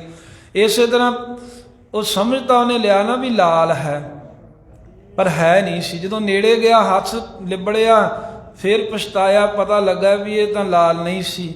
ਇਸੇ ਤਰ੍ਹਾਂ ਮਨ ਜਿਹੜਾ ਹੈ ਇੰਦਰੀਆਂ ਰਾਹੀਂ ਸਾਡਾ ਬਾਹਰ ਦੌੜਦਾ, ਇਹ ਸਮਝ ਕੇ ਵੀ ਇੱਥੇ ਹੀ ਸੁੱਖ ਆ, ਇੱਥੇ ਹੀ ਆਨੰਦ ਹੈ। ਕਹਿੰਦਾ ਬਸ ਆਹੀ ਹੈ, ਤੂੰ ਅੱਗੇ ਕੁਝ ਵੀ ਨਹੀਂ ਹੈ। ਜਿਹੜੀ ਕੋਈ ਖਾਣ ਵਾਲੀ ਵਸਤੂ ਕਿਸੇ ਨੂੰ ਚੰਗੀ ਲੱਗੇ, ਉਹ ਕਹਿੰਦਾ ਇਸ ਤੋਂ ਪਰੇ ਕੋਈ ਹੈ ਹੀ ਨਹੀਂ। ਪਰ ਅਖੀਰ ਫਿਰ ਸਮਝ ਆ ਗਈ ਨਾ ਜਦੋਂ ਵੀ ਇਹ ਤਾਂ ਆਨੰਦ ਇੱਥੋਂ ਕਿਸੇ ਚੀਜ਼ 'ਚੋਂ ਵੀ ਨਹੀਂ ਮਿਲਿਆ। ਉਹ ਜਿਹੜਾ ਲੋੜੀਂਦਾ ਆਨੰਦ ਸੀ ਵੀ ਮੈਨੂੰ ਆਤਮਿਕ ਆਨੰਦ ਮਿਲੇ, ਉਹ ਹੁਣ ਜਦੋਂ ਮਨ ਅੰਦਰ ਟਿਕ ਆਇਆ, ਸਿਮਰਨ ਚੱਲਿਆ, ਜੋ ਲੋੜੀਦਾ ਸੋਈ ਪਾਇਆ। ਉਹ ਕਹਿੰਦੇ ਆਤਮਿਕ ਆਨੰਦ ਅੰਦਰ ਟਿਕਣ ਕਰਕੇ ਮਨ ਨੇ ਪਾ ਲਿਆ। ਤ੍ਰਿਪਤ ਅਘਾਏ ਰਹਿਆ ਹੈ ਸੰਤੋ। ਤ੍ਰਿਪਤ ਤੇ ਅਘਾਏ ਜਦੋਂ ਅਰਥ ਕਰੀਏ ਦੋਵਾਂ ਦਾ ਰੱਜਣਾ ਹੀ ਹੁੰਦਾ ਹੈ, ਪਰ ਦੋ ਸ਼ਬਦ ਮਹਾਰਾਜ ਨੇ ਕਿਉਂ ਵਰਤੇ ਨੇ? ਤ੍ਰਿਪਤ ਅਘਾਏ ਰਹਿਆ ਹੈ ਸੰਤੋ। ਮਹਾਰਾਜ ਕਹਿੰਦੇ ਹੇ ਸੰਤ ਜਨੋ, ਹੇ ਗੁਰਮੁਖ ਪਿਆਰਿਓ, ਜਿਹਦਾ ਮਨ ਟਿਕ ਗਿਆ, ਜਿਹਨੂੰ ਆਤਮਿਕ ਆਨੰਦ ਆ ਗਿਆ, ਉਹ ਮਾਤ ਲੋਕ ਦੇ ਪਦਾਰਥਾਂ ਵੱਲੋਂ ਵੀ ਤ੍ਰਿਪਤ ਹੋ ਗਿਆ। ਭੁੱਖ ਰਹੀ ਨਹੀਂ ਵੀ ਮੈਨੂੰ ਕੁਝ ਮਿਲੇ ਹੁਣ। ਤੇ ਉਹ ਬ੍ਰਹਮ ਲੋਕ ਦੇ ਜਿਹੜੇ ਪਦਾਰਥ ਹਨ ਉਹਨਾਂ ਵੱਲੋਂ ਵੀ ਅਘਾਏ ਰੱਜ ਗਿਆ। ਇੱਛਾ ਹੀ ਨਹੀਂ ਹੈ ਵੀ ਮੈਨੂੰ ਕੋਈ ਉਧਰੋਂ ਸਵਰਗਾਂ ਦਾ ਜਾਂ ਬ੍ਰਹਮਾ ਦੀ ਪੁਰੀ ਦਾ ਕੋਈ ਪਦਾਰਥ ਮਿਲ ਜਾਵੇ। ਜਿਵੇਂ ਇਹ ਕੁਝ ਇੱਛਾਵਾਂ ਹੁੰਦੀਆਂ ਹਨ ਵੀ ਸੰਸਾਰੀ ਸੁੱਖ ਮੰਗਦੇ ਆ ਕਈ, ਕੁਝ ਐਸੀ ਵੀ ਭਾਵਨਾ ਹੁੰਦੀ ਵੀ ਦੁਨੀਆ ਵਿੱਚ ਜਿਹੜੀ ਚੀਜ਼ ਨਾ ਹੋਵੇ ਉਹ ਤੋਂ ਵੱਖਰੀ ਵਸਤੂ ਸਾਡੇ ਕੋਲ ਹੋਵੇ। ਹਰ ਇੱਕ ਦੇ ਮਨ 'ਚ ਇੱਦਾਂ ਹੁੰਦਾ ਜਿਹਦੀ ਬਿਰਤੀ ਸੰਸਾਰੀ ਹੈ ਵੀ ਮੈਂ ਕੁਝ ਵੱਖਰਾ ਪਹਿਨਾ, ਵੱਖਰਾ ਪ੍ਰਾਪਤ ਕਰਾਂ। ਲੋਕ ਆਖਣ ਵੀ ਇਹ ਤੈਨੂੰ ਕਿੱਥੋਂ ਮਿਲਿਆ, ਤਾਂ ਫਿਰ ਉੱਥੇ ਆਪਣਾ ਚੌੜਾ ਹੋਵਾਂ। ਇਸ ਤਰ੍ਹਾਂ ਦੀ ਦੁਨੀਆ ਦੀ ਬਿਰਤੀ ਹੁੰਦੀ ਹੈ। ਪਰ ਜਿਹੜੇ ਗੁਰਮੁਖ ਹਨ, ਸੰਤ ਜਨੋ, ਜਿਨ੍ਹਾਂ ਨਾਮ ਦਾ ਆਨੰਦ ਮਾਣ ਲਿਆ, ਅੰਦਰ ਮਨ ਨੂੰ ਟਿਕਾ ਕੇ ਆਤਮਿਕ ਆਨੰਦ, ਜਿਨ੍ਹਾਂ ਨੂੰ ਤ੍ਰਿਪਤੀ ਆ ਗਈ ਹੈ ਸੰਸਾਰ ਦੇ ਪਦਾਰਥਾਂ ਵੱਲੋਂ। ਬਾਬਾ ਗੁਰਬਖਸ਼ ਸਿੰਘ ਜੀ ਰਾਮ ਕੋਇਰ, ਜਿਨ੍ਹਾਂ ਨੂੰ ਸਾਧ ਸੰਗਤ ਕਹਿੰਦੇ ਸਨ, ਰਾਮ ਕੋਇਰ ਜੀ ਸਮਾਧੀ ਵਿੱਚ ਲੀਨ ਰਹਿੰਦੇ ਆ ਸੀ। ਬਿਰਤੀ ਉਹਨਾਂ ਦੀ ਸੰਸਾਰ ਵੱਲੋਂ ਉੱਪਰ ਹੈ ਵੀ ਕਿਸੇ ਪਦਾਰਥ ਨਾਲ ਮੋਹ ਹੀ ਨਹੀਂ ਹੈ। ਇੱਕ ਵਾਰ ਬੈਠੇ ਹੋਏ ਤੇ ਲਾਹੌਰ ਤੋਂ ਕੁਝ ਆਏ ਸਰਕਾਰੀ ਬੰਦੇ ਡੇਰਾ ਲੁੱਟ ਕੇ ਲੈ ਗਏ। ਲਾਹੌਰ ਦੇ ਹਾਕਮ ਨੂੰ ਪਤਾ ਲੱਗਾ ਵੀ ਇਹ ਤਾਂ ਰਾਮ ਕੌਰ ਜੀ ਦਾ ਡੇਰਾ ਲੁੱਟ ਲਿਆ ਆ। ਉਹ ਤਾਂ ਬੜੇ ਕਰਨੀ ਵਾਲੇ, ਉਹਨਾਂ ਨੂੰ ਪਹਿਲਾਂ ਪਤਾ ਸੀ। ਉਸ ਨੂੰ ਆਪਣੇ ਬੰਦਿਆਂ ਨੂੰ ਝਿੜਕਿਆ, ਸਾਰਾ ਸਮਾਨ ਵਾਪਸ ਕਰਾਉਣ ਦੀ ਇੱਛਾ ਨਾਲ ਉਹ ਆਪ ਪਹਿਲਾਂ ਚੱਲ ਕੇ ਆਇਆ, ਕਿਉਂਕਿ ਰਾਹ 'ਚੋਂ ਵੀ ਬੜਾ ਕੁਝ ਲੁੱਟਿਆ ਖਸੁੱਟਿਆ ਸੀ, ਡੇਰਾ ਵੀ ਲੁੱਟਿਆ। ਹੁਣ ਇਹ ਨਹੀਂ ਪਤਾ ਲੱਗਦਾ ਵੀ ਇਹ ਰਾਮ ਕੌਰ ਜੀ ਦਾ ਕਿਹੜਾ ਪਦਾਰਥ ਹੈ। ਕਹਿੰਦੇ ਚਲੋ ਆਪਾਂ ਉਹਨਾਂ ਨੂੰ ਪੁੱਛ ਹੀ ਲੈਂਦੇ ਹਾਂ। ਰਮਦਾਸ ਆ ਕੇ ਤੇ ਨਮਸਕਾਰ ਕੀਤੀ ਉਸਨੇ, ਹਾਕਮ ਨੇ। ਕਹਿੰਦਾ ਜੀ ਇਹ ਬੰਦੇ ਮੇਰੇ ਆਏ, ਗਲਤੀ ਕਰ ਗਏ, ਮੈਂ ਪਹਿਲਾਂ ਤਾਂ ਇਹ ਮਾਫੀ ਮੰਗਦਾ ਹਾਂ, ਤੇ ਦੂਸਰਾ ਤੁਹਾਡਾ ਜੇ ਕੋਈ ਪਦਾਰਥ ਗਿਆ ਹੈ ਤਾਂ ਤੁਸੀਂ ਦੱਸ ਦਿਓ। ਰਾਮ ਕੌਰ ਜੀ ਬੋਲੇ ਨਹੀਂ, ਕਹਿਣ ਲੱਗੇ ਵੀ ਗਲਤੀ ਕਾਹਦੀ, ਸਾਨੂੰ ਤਾਂ ਇਹ ਵੀ ਨਹੀਂ ਪਤਾ ਤੂੰ ਮਾਫੀ ਕਾਹਦੀ ਮੰਗਦਾ ਹੈ। ਬਾਕੀ ਕਹਿੰਦੇ ਵੀ ਸਾਡਾ ਤਾਂ ਕੋਈ ਪਦਾਰਥ ਗਿਆ ਹੀ ਨਹੀਂ ਹੈ। ਉਹ ਫਿਰ 3-4 ਵਾਰ ਉਹਨੇ ਜਦੋਂ ਬੇਨਤੀ ਕੀਤੀ, ਨੇਤਰ ਖੋਲ ਕੇ ਸੱਜੇ ਖੱਬੇ ਵੇਖਿਆ ਤੇ ਸਾਹਮਣੇ ਇੱਕ ਕਬੂਤਰਾਂ ਦਾ ਅੱਡਾ ਜਿਹਾ ਬਣਿਆ ਹੁੰਦਾ ਸੀ ਜਿੱਥੇ ਬੈਠਦੇ। ਉੱਥੇ ਰਾਮ ਕੌਰ ਜੀ ਦੀ ਨਿਗਾਹ ਗਏ, ਕਹਿੰਦੇ ਸਾਡਾ ਹੋਰ ਤਾਂ ਪਦਾਰਥ ਕੋਈ ਗਿਆ ਨਹੀਂ। ਹਾਂ, ਉੱਥੇ ਕਬੂਤਰ ਬੈਠੇ ਹੁੰਦੇ ਸੀ, ਕਿਉਂਕਿ ਅਸੀਂ ਸਮਾਧੀ ਜਦੋਂ ਉੱਠਦੇ ਸਾਡੀ ਨਿਗਾਹ ਉਹਨਾਂ 'ਤੇ ਪੈਂਦੀ ਹੁੰਦੀ ਸੀ। ਹਾਂ, ਜੇ ਤੂੰ ਕਰ ਸਕਦਾ ਤਾਂ ਉਹ ਲਿਆਂਦੇ, ਨਹੀਂ ਤੇ ਸਾਨੂੰ ਉਹ ਵੀ ਕੋਈ ਖਾਹਸ਼ ਨਹੀਂ ਹੈ। ਉਹ ਪੈਰੀਆਂ ਹੀ ਪੈ ਗਿਆ। ਕਹਿੰਦਾ ਵੈ ਕੈਸੀ ਕਮਾਲ ਦੀ ਬਿਰਤੀ ਵੀ ਡੇਰੇ ਵਿੱਚੋਂ ਸਾਰਾ ਕੀਮਤੀ ਸਮਾਨ ਸਾਡੇ ਬੰਦੇ ਗਲਤੀ ਨਾਲ ਹੀ ਭਾਵੇਂ ਸਹੀ ਲੁੱਟ ਕੇ ਲੈ ਗਏ ਐ, ਮਾਇਆ ਲੈ ਗਏ ਐ, ਚੰਗੇ ਚੰਗੇ ਪਦਾਰਥ ਲੈ ਗਏ ਐ, ਕੀਮਤੀ ਵਸਤੂਆਂ ਲੈ ਗਏ, ਤੇ ਰਾਮ ਕੌਰ ਜੀ ਕਹਿੰਦੇ ਸਾਡਾ ਕੁਝ ਗਿਆ ਹੀ ਨਹੀਂ। ਜੇ ਉਹ ਕਬੂਤਰਾਂ ਦਾ ਅੱਡਾ ਉੱਥੇ ਲਿਆ ਕੇ ਰੱਖ ਸਕਦਾ ਹੈ ਤਾਂ ਉਹ ਲਿਆ ਦੇ। ਸੋ ਇਸ ਤਰ੍ਹਾਂ ਦੀ ਬਿਰਤੀ ਹੋ ਜਾਂਦੀ ਸਾਧ ਸੰਗਤ ਸਿਮਰਨ ਵਾਲਿਆਂ ਦੀ। ਸਾਨੂੰ ਤੇ ਹੁੰਦਾ ਨਾ ਵੀ ਕੁਝ ਵੀ ਮਿਲੇ, ਰੁਪਈਏ ਤੋਂ ਲੈ ਕੇ ਉੱਪਰ ਨੂੰ ਜਿੰਨੇ ਮਰਜ਼ੀ ਕੋਈ ਮਹਿੰਗੀ ਚੀਜ਼ ਮਿਲ ਜੇ, ਪਦਾਰਥ ਮਿਲ ਜੇ, ਅਸੀਂ ਤਾਂ ਆਨੇ ਨਾ ਵੀ ਸਭ ਕੁਝ ਸਾਨੂੰ ਹਜਮ ਹੀ ਹੋ ਜਾਵੇ, ਦੂਜੇ ਦੀ ਵੀ ਵਸਤੂ ਮਿਲ ਜਾਵੇ, ਉੱਤੇ ਵੀ ਫਿਰ ਆਪਣਾ ਹੱਕ ਜਿਹਾ ਬਣ ਜਾਂਦਾ ਹੈ। ਕਿਸੇ ਦੀ ਉਧਾਰੀ ਚੀਜ਼ ਲੈ ਕੇ ਕੋਈ 2-4 ਮਹੀਨੇ ਵਰਤ ਲਓ, ਮੁੜ ਕੇ ਉਹ ਪਕੜ ਐਸੀ ਬਣਦੀ ਹੈ ਬੰਦਾ ਦੇਣ ਨੂੰ ਉਹਦਾ ਮਨ ਨਹੀਂ ਕਰਦਾ। ਜੇ ਕੋਈ ਮੰਗੇ ਤਾਂ ਉਹਦੇ ਨਾਲ ਮੂੰਹ ਵਿੰਗਾ ਕਰ ਲੈਂਦਾ, ਕਿਉਂ? ਉਹਦੀ ਪਕੜ ਬਣ ਗਈ। ਆਪਾਂ ਆਨੇ ਵੀ ਸਭ ਕੁਝ ਮੈਨੂੰ ਮਿਲ ਜਾਵੇ, ਇੱਥੋਂ ਤੱਕ ਗੁਰੂ ਮਹਾਰਾਜ ਦੀਆਂ ਵਸਤੂਆਂ ਵੀ ਚੁੱਕ ਕੇ ਲੈ ਜਾਈਏ, ਇੱਧਰੋਂ ਵੀ ਪਰਹੇਜ਼ ਨਹੀਂ ਬੰਦਾ ਕਰਦਾ ਵੀ ਸਭ ਕੁਝ ਮੇਰਾ ਹੀ, ਕਹਿੰਦੇ ਵੀ ਘਰ ਭਰ ਜਾਵੇ। ਇਹੀ ਫਿਰ ਦੁੱਖਾਂ ਦਾ ਕਾਰਨ ਬਣਦਾ ਹੈ। ਇਹ ਇਸੇ ਕਰਕੇ ਮਹਾਰਾਜ ਕਹਿੰਦੇ ਨਾਮ ਜਪੋ। ਮਹਾਰਾਜ ਕੀ ਲਾਭ ਹੋਊ? ਕਹਿੰਦੇ ਨਾਮ ਜਪਣ ਵਾਲੇ ਜਿਹੜੇ ਨੇ ਨਾ ਉਹਨਾਂ ਦਾ ਮਨ ਟਿਕ ਜਾਂਦਾ, ਬਿਰਤੀ ਆਤਮਿਕ ਆਨੰਦ ਨੂੰ ਅਨੁਭਵ ਕਰਦੀ ਹੈ। ਆ ਦੁਨੀਆ ਦੇ ਪਦਾਰਥਾਂ ਦੀ ਭੁੱਖ ਨਹੀਂ ਰਹਿੰਦੀ। ਫਿਰ ਜਥਾ ਲਾਭ ਤਥਾ ਸੰਤੁਸ਼ਟ, ਜੋ ਆਇਆ ਬਸ ਉਹੀ ਭਲਾ ਹੈ, ਕਿ ਬਹੁਤੀ ਖਾਸ ਨਹੀਂ ਹੁੰਦੀ ਵੀ ਮੈਂ ਚਾਹ ਕਰਕੇ ਕੋਈ ਵਸਤੂ ਪ੍ਰਾਪਤ ਕਰਾਂ। ਹੱਥ ਜੋੜਨੇ ਕਿਸੇ ਅੱਗੇ ਕੋਈ ਮੰਗ ਰਹਿ ਹੀ ਨਹੀਂ ਜਾਂਦੀ, ਸਭ ਮੰਗਾਂ ਜਿਹੜੀਆਂ ਹਨ ਚੁੱਕੀਆਂ ਜਾਂਦੀਆਂ ਹਨ। ਸੋ ਪੰਚਮ ਪਾਤਸ਼ਾਹ ਜੀ ਕਹਿੰਦੇ ਨੇ ਭਾਈ ਉਹ ਮਾਤ ਲੋਕ ਦੇ ਪਦਾਰਥਾਂ ਵੱਲੋਂ ਵੀ ਸੰਤ ਜਨੋਂ ਤ੍ਰਿਪਤ ਹੋ ਗਏ ਨੇ। ਇੱਥੋਂ ਤੀਕਰ ਵੀ ਬ੍ਰਹਮ ਲੋਕ ਤੀਕਰ ਦੇ ਪਦਾਰਥ ਜਿਹੜੇ ਹਨ ਉਹਨਾਂ ਨੂੰ ਵੀ ਕਾਂ ਦੀ ਵਿੱਠ ਦੀ ਨਿਆਈ ਜਾਣ ਕਰਕੇ ਤਿਆਗ ਦਿੰਦੇ ਨੇ ਤੇ ਸਦਾ ਹੀ ਰੱਜੇ ਰਹਿੰਦੇ ਹਨ, ਸਦਾ ਹੀ ਉਹ ਤ੍ਰਿਪਤ ਹੋਏ ਰਹਿੰਦੇ ਹਨ। ਰੱਜਣਾ, ਤ੍ਰਿਪਤ ਹੋਣਾ, ਸਾਧ ਸੰਗਤ ਤੇ ਢਿੱਡ ਭਰਨਾ, ਇਹਨਾਂ 'ਚ ਫਰਕ ਹੈ ਨਾ। ਢਿੱਡ ਤਾਂ ਭਰ ਜਾਂਦਾ ਹੈ ਪਰ ਰੱਜ ਕਿਸੇ ਕਿਸੇ ਨੂੰ ਆਉਂਦਾ। ਢਿੱਡ ਤਾਂ ਭਰ ਜਾਂਦਾ ਪਰ ਤ੍ਰਿਪਤੀ ਜਿਹੜੀ ਹੈ ਨਾ ਉਹ ਕਿਸੇ ਬਿਰਲੇ ਨੂੰ ਆਉਂਦੀ ਆ। ਮਹਾਰਾਜ ਕਹਿੰਦੇ ਗੁਰਮੁਖਾਂ ਨੂੰ ਆ ਗਈ ਹੈ। ਗੁਰ ਅਨ ਭਉ ਪੁਰਖ ਦਿਖਾਰਿਆ ਜਿਉ। ਇਹ ਸੰਤ ਗੁਰੂ ਸਾਹਿਬ ਜੀ ਨੇ ਅਨਭਉ, ਜਿਹੜਾ ਅਨਭਉ ਪ੍ਰਕਾਸ਼, ਸੁਤੇ ਪ੍ਰਕਾਸ਼ ਪੁਰਖ ਵਿਆਪਕ ਵਾਹਿਗੁਰੂ ਹੈ, ਉਹਦੇ ਸਰੂਪ ਨੂੰ ਕਹਿੰਦੇ ਵੀ ਅੰਦਰ ਬਾਹਰ ਸਭ ਥਾਵਾਂ ਤੇ ਵਿਖਾਲ ਦਿੱਤਾ ਹੈ। ਜਿਹੜਾ ਸਭ ਨੂੰ ਪ੍ਰਕਾਸ਼ ਕਰਨ ਵਾਲਾ, ਖਟ ਜੋਤੀਆਂ ਦਾ ਪ੍ਰਕਾਸ਼ਕ ਹੈ। ਸੂਰਜ, ਚੰਦ, ਤਾਰੇ, ਬਿਜਲੀ ਆਦਿਕ ਇਹਨਾਂ ਸਾਰਿਆਂ ਨੂੰ ਪ੍ਰਕਾਸ਼ਣ ਵਾਲਾ ਤੇ ਆਪ ਅਨਭਉ ਪ੍ਰਕਾਸ਼ ਹੈ। ਉਹ ਜੋ ਅਨਭਉ ਪ੍ਰਕਾਸ਼, ਸੁਤੇ ਸਰੂਪ ਪ੍ਰਕਾਸ਼ ਕਰਨ ਵਾਲਾ ਵਾਹਿਗੁਰੂ ਹੈ। ਸਾਡੇ ਤੇ ਕਿਰਪਾ ਕਰਕੇ ਗੁਰੂ ਸਾਹਿਬ ਜੀ ਨੇ ਸਾਨੂੰ ਉਹ ਪੁਰਖ ਵਿਆਪਕ ਵਾਹਿਗੁਰੂ ਵਿਖਾਲ ਦਿੱਤਾ ਹੈ, ਭਾਵ ਉਹਦਾ ਅਨੁਭਵ ਕਰਾ ਦਿੱਤਾ ਹੈ ਅੰਦਰੋਂ ਹੀ। ਆਪੇ ਰਾਜਨ ਆਪੇ ਲੋਗਾ। ਐਸੀ ਫਿਰ ਬਿਰਤੀ ਮਹਾਰਾਜ ਕਹਿੰਦੇ ਜਾਗਦੀ ਆ ਗੁਰਮੁਖਾਂ ਦੀ। ਸਾਡੀ ਬਿਰਤੀ ਜਾਗ ਪਈ ਹੈ ਵੀ ਇਉਂ ਜਾਪਦਾ ਵੀ ਆਪੇ ਰਾਜਨ, ਵਾਹਿਗੁਰੂ ਆਪ ਵੀ ਸਾਰੇ ਸੰਸਾਰ ਦਾ ਰਾਜਾ ਰੂਪ ਹੈ ਤੇ ਆਪ ਹੀ ਕਹਿੰਦੇ ਵੀ ਆਪੇ ਲੋਗਾ। ਲੋਕ ਕੀ ਹੈ ਵੀ ਪ੍ਰਜਾ ਰੂਪ ਵੀ ਪਰਮੇਸ਼ਰ ਆਪ ਹੀ ਹੈ। ਰਾਜਨ ਕਹਿੰਦੇ ਨੇ ਪ੍ਰਕਾਸ਼ ਨੂੰ, ਆਪ ਹੀ ਉਹ ਪ੍ਰਕਾਸ਼ ਰੂਪ ਵਾਹਿਗੁਰੂ ਹੈ ਆਪ ਹੀ। ਅਤੇ ਲੋਗਾ ਤੋਂ ਭਾਵ ਹੈ ਜਗਿਆਸੂ, ਅਧਿਕਾਰੀ ਜਨ, ਸੰਤ ਰੱਬ ਦੇ ਹੀ ਲੋਕ ਕਹੇ ਜਾਂਦੇ ਨੇ। ਜਗਿਆਸੂ ਜਿਹੜੇ ਅਧਿਕਾਰੀ ਨੇ ਉਹ ਵੀ ਰੱਬ ਦੇ ਹੀ ਲੋਕ ਕਹੇ ਜਾਂਦੇ ਹਨ। ਆਪ ਹੀ ਕਹਿੰਦੇ ਪ੍ਰਕਾਸ਼ ਰੂਪ ਪਰਮੇਸ਼ਰ ਹੈ ਤੇ ਆਪ ਹੀ ਜਗਿਆਸੂ ਅਧਿਕਾਰੀ ਰੂਪ ਲੋਕ ਰੂਪ ਹੋ ਰਿਹਾ ਹੈ ਵਾਹਿਗੁਰੂ। ਆਪ ਨਿਰਬਾਣੀ ਆਪੇ ਭੋਗਾ। ਆਪ ਨਿਰਬਾਣੀ, ਨਿਰਗੁਣ ਸਰੂਪ ਹੋਣੇ ਕਰਕੇ ਜਿੱਥੇ ਉੱਥੇ ਮਾਇਆ ਦਾ ਕੋਈ ਉਹਦੇ ਨਾਲ ਜੋੜ ਮੇਲ ਨਹੀਂ ਹੈ। ਜਦੋਂ ਮਾਇਆ ਤੋਂ ਰਹਿਤ ਸਰੂਪ ਕਰਦਾ ਹੈ ਆਪਣਾ, ਨਿਰਗੁਣ ਸਰੂਪ ਹੋਣ ਕਰਕੇ ਨਿਰਬਾਣੀ। ਬਾਣ ਨਾਮ ਆਦਤਾਂ ਦਾ ਵੀ ਹੈ, ਵਾਸ਼ਨਾਵਾਂ ਦਾ ਵੀ ਹੈ, ਬੰਧਨਾਂ ਦਾ ਵੀ ਹੈ। ਉਹ ਬੰਧਨਾਂ ਤੋਂ, ਵਾਸ਼ਨਾਵਾਂ ਤੋਂ ਰਹਿਤ ਹੈ। ਜਾਂ ਨਿਰਵਾਣ ਉਹ ਅਵਸਥਾ ਹੈ ਸਾਧ ਸੰਗਤ ਜਿੱਥੇ ਸੰਸਾਰ ਦੀ ਕੋਈ ਚੀਜ਼ ਅਨੁਭਵ ਨਹੀਂ ਹੁੰਦੀ। ਆਪ ਨਿਰਵਾਣੀ, ਨਿਰਗੁਣ ਸਰੂਪ ਵਾਹਿਗੁਰੂ ਆਪ ਹੀ ਨਿਰਵਾਣੀ। ਨਿਰਵਾਣ ਭਾਵ ਤਿਆਗੀ ਰੂਪ ਹੈ ਅਤੇ ਆਪੇ ਭੋਗਾ। ਆਪ ਹੀ ਸਾਰਿਆਂ ਦੇ ਵਿੱਚ ਬੈਠਾ ਹੋਣ ਕਰਕੇ, ਗ੍ਰਸਤੀ ਹੋਣ ਕਰਕੇ ਭੋਗਾ ਪਦਾਰਥਾਂ ਨੂੰ ਭੋਗਣ ਵਾਲਾ ਹੈ।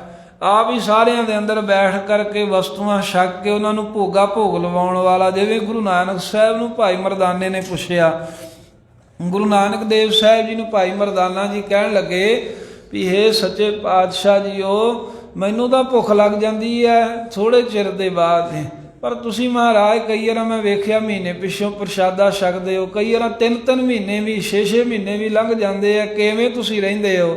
ਤਾਂ ਗੁਰੂ ਨਾਨਕ ਦੇਵ ਮਹਾਰਾਜ ਕਹਿਣ ਲੱਗੇ ਭਾਈ ਮਰਦਾਨਾ ਜੀ, ਜਿਹੜੇ ਸਿੱਖ ਸੇਵਕ ਰੱਬ ਦੇ ਪਿਆਰੇ ਅਰਦਾਸ ਕਰਕੇ ਸ਼ੁਕਰਾਨਾ ਕਰਕੇ ਵਾਹਿਗੁਰੂ ਦਾ ਨਾਮ ਲੈ ਕੇ ਭੋਜਨ ਛਕਦੇ, ਮੂੰਹ 'ਚ ਬੁਰਕੀ ਪਾਉਂਦੇ ਆ, ਉਹਨੂੰ ਅਸੀਂ ਭੋਗ ਹੀ ਲਾਉਂਦੇ ਆ, ਉਹਨਾਂ ਨੂੰ ਅਸੀਂ ਭੋਗਦੇ ਛਕਦੇ ਆ, ਉਹਨਾਂ ਦੇ ਆਸਰੇ ਅਸੀਂ ਤ੍ਰਿਪਤ ਹੋਏ ਰੱਜੇ ਹੋਏ ਰਹਿੰਦੇ ਹਾਂ।